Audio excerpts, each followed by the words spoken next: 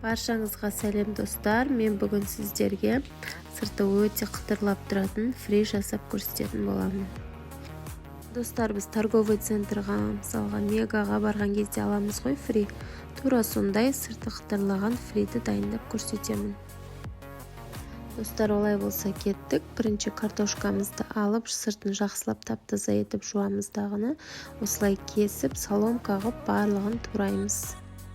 Достар, мен жалпы ас дайындау мамандығын игерген емеспін, бірақ та өзім ас дайындап осылай видеоға түсірген жақсы көремін.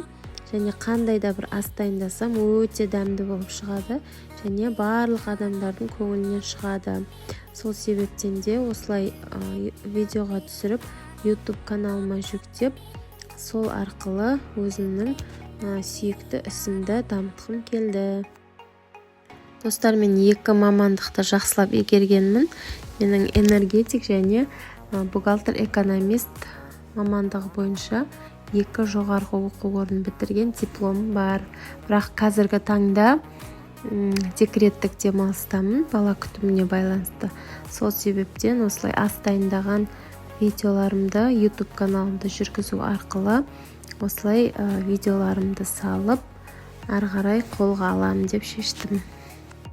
Достар, сол себептен де мені әрқашанда қолдап, лайк басып, комментарий жазып, және видеоларды аяғына дейін қараңыздар. Достар, мен сіздермен өте күшті рецепттермен бөлісетін боламын.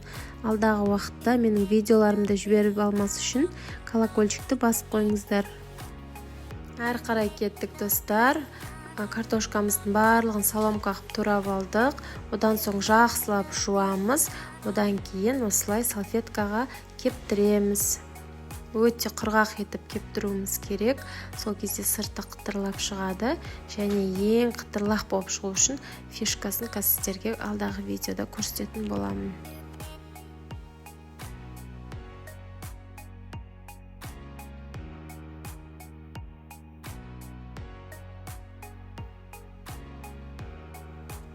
Достар, мінекей біздің картошкамыз қытырлақ болып шығу үшін фриіміз осындай кукурузный крахмал қосатын боламыз. Ол кез келген бұрыш тұз сататын бұрыштарда магазиндерде сатылады. Өте қолжетімді осындай кукурузный крахмал қосу арқылы біздің фриіміздің сырты қытырлақ өте дәмді болып шығады. Және достар, осындай кукурузный крахмалға тұзды араластырып, осылай бірге картошкамыздың бетіне сеуіп, жақсылап араластырамыз да, қызып тұрған майға кішкенеден салып қуырып аламыз. Өте дәмді шығады, достар. Міндетті түрде жасап көріңіздер.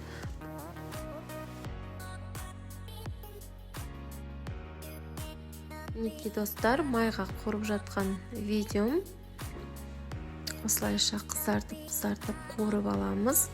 Және міне достар, қараңыздар, видеода өте күшті болып біздің фриіміз дайын болды.